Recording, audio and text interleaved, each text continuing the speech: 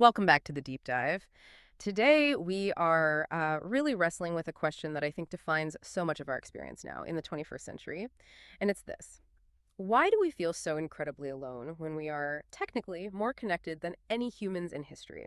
Our deep dive today is built around Mark Harrison's really exceptional newsletter, The Future of Human Connection, and it just lays out this terrifying paradox. So let's start there with this core duality. We are tethered globally through these little devices in our pockets. We have instant access to anyone pretty much anywhere, and yet the data just consistently shows that rates of loneliness, of social isolation are soaring. We can be physically present with the people who matter most, friends, partners, family, but we are often just dull to what is right in front of us. We're Yeah. stuck in that perpetual dopamine-driven distraction of the screen. It's the ultimate trade-off, isn't it? We've traded depth for bandwidth. And, as the sources note, we've basically outsourced so much of our emotional regulation to screens. I mean, when you feel bored, what do? You scroll. You look for that quick hit of validation or just distraction. When we feel anxiety or, some difficult emotion, instead of sitting with it or maybe sharing it face to face, we just seek relief by checking our phones, hundreds of times a day. Yeah, the problem is that the norm has just completely shifted. We now default to consumption watching, reacting, absorbing, not creation, not genuine engagement. And this, I think, sets the stage for the massive sort of central question that AI is forcing on us. Does this new technology push us even further into isolation? Or could it actually be the tool that helps us reconnect, more deeply with ourselves and each other? It really is a fork in the road because the default path, the low effort path, the path of least resistance, that's already playing out. And it's making things so much worse. I think we have to understand the consequences of that pessimistic future first. The source material is pretty clear here. The pessimistic future is one where AI becomes the safest, most reliable relationship that you have. And we are already seeing bits of this, especially in parts of the East. Sometimes it's fueled by government seeking control, but honestly, it's also just driven by user convenience everywhere. Well, think about the appeal of a purely digital friend. I mean, the AI is always available 24/7. It's unfailingly attentive. It never cancels on you. And this is the critical part. It speaks perfectly to your unique linguistic and emotional model. It molds itself entirely to you. We've already seen companion AIs just explode in usage. And kind of alarmingly, a lot of people are now relying on tools like large language models as their main emotional support. Mhm. In some documented cases, people are relying like 99.999% on the machine's output for validation or guidance. That reliance on a machine for something so fundamentally human, our emotional health, it's just a staggering shift. But let me challenge that idea of comfort for a second. If the AI is always providing comfort, always providing perfect validation, is that safety actually a cage? That is the core danger. The primary risk isn't just, a short-term fix for loneliness. It is the formation of a deep emotional dependence on a machine. And this dependence, it's subtly but really profoundly rewires our brains. It trains us away from needing the messiness, the unpredictability, the occasional friction that defines any real human interaction. We are functionally outsourcing our vulnerability. And that means the muscle you need for human connection, it just starts to atrophy. And the consequences of that, they just ripple out into every single interaction we have. If you're constantly talking to an AI that perfectly validates your every thought, you start to lose your tolerance for human weakness. And that weakness, it's not malice, it's just the general human messiness of daily life. Okay, can you break that down for us? Like, give us a tangible example of what that lost tolerance for messiness actually looks like in practice. Absolutely. Okay, so think about simple, low-stakes friction points. Hmm. Your friend is 15 minutes late for coffee because they got lost. Or a colleague fundamentally disagrees with your idea in a meeting. Or, you try to have a difficult conversation with a partner and they just stumble over their words. In a real human relationship, you navigate that, you compromise, you sit through the awkward silence. But if your daily emotional baseline is perfection, a machine that instantly gives you perfectly tailored comfort, then that real-world friction becomes intolerable.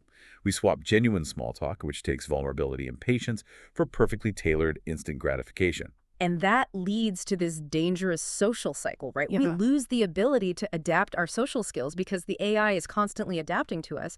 We basically become users in these intimate relationships where the whole thing is completely transactional. And of course, big tech profits the more we talk, the deeper our dependence grows.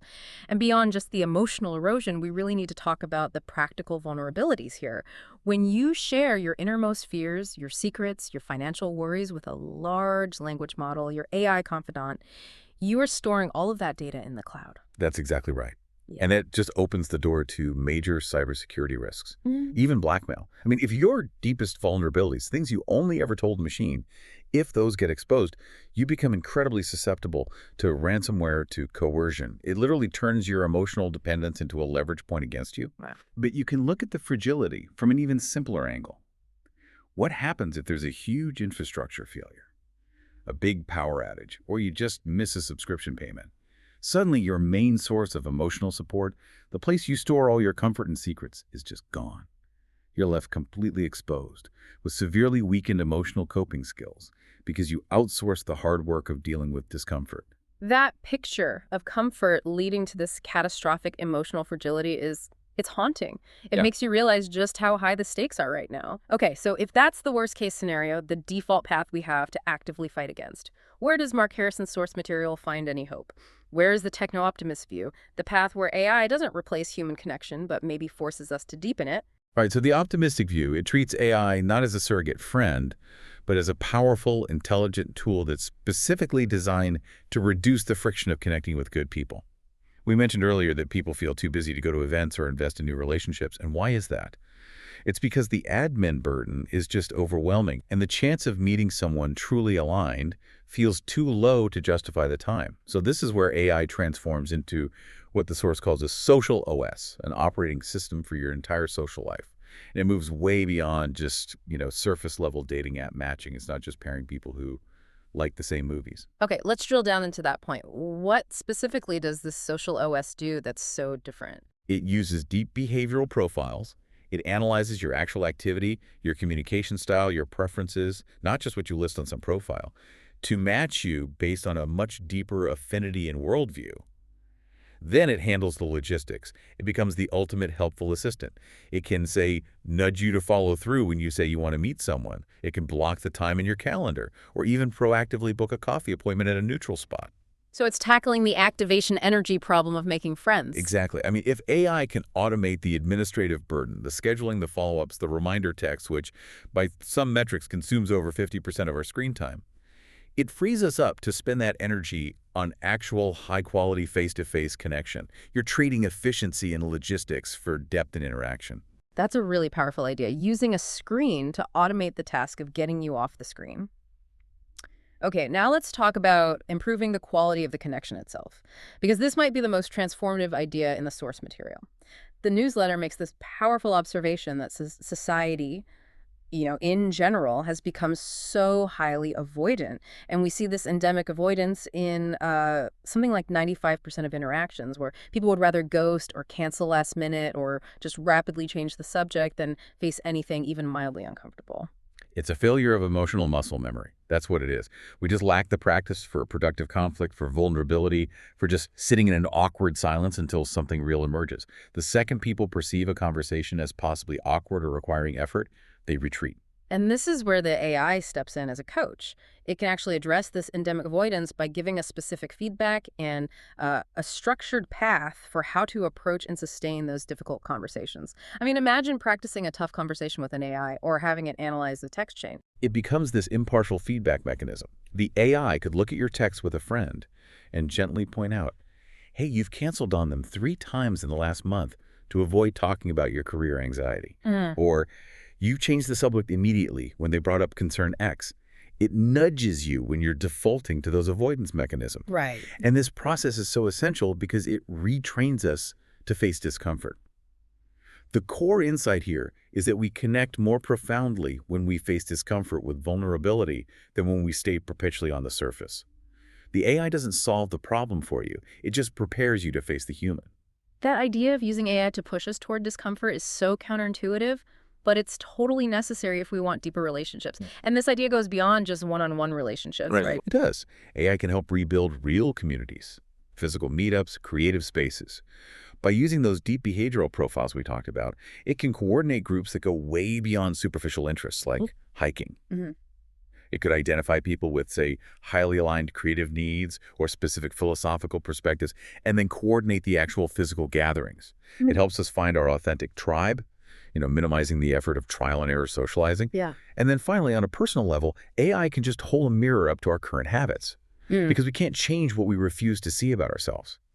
The AI can privately show you, with hard data, exactly how much time you spent doom scrolling yesterday, how many times you picked up your phone without a purpose, or the percentage of tasks you outsourced to a chatbot that you could have done yourself in 2 minutes. That accountability is so powerful. It is. And its predictive modeling can even show you the forecasted consequences of your habits. For example, if you continue to outsource emotional connection to the machine, in 6 months your real-world social engagements will probably drop by 40%. This self-awareness, driven by data, is the catalyst you need to actually initiate real, profound change. So we have two incredibly distinct paths laid out before us. On one side, deeper isolation, fragility, machine dependence. On the other, we're leveraging AI to catalyze real, difficult, and profoundly vulnerable human connection. The simple truth, as the source lays it out, is that AI will either deepen the current disconnection and loneliness we all feel, or it will become the ultimate tool that brings us not just back together, but deeper than we ever been before.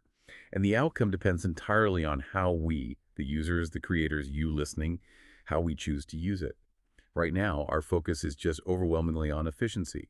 How can I automate this email? How can I draft this faster? We have to intentionally shift that focus from efficiency to depth.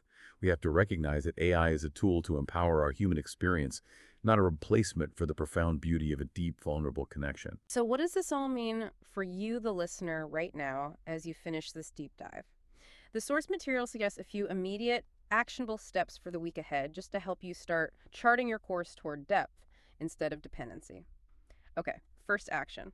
Take 15 minutes daily offline with one person you care about, a partner, a friend, a child, and ask one uncomfortable question that's been on your mind. It doesn't have to be massive, it just has to require some vulnerability and face that low level discomfort we've all become so skilled at avoiding.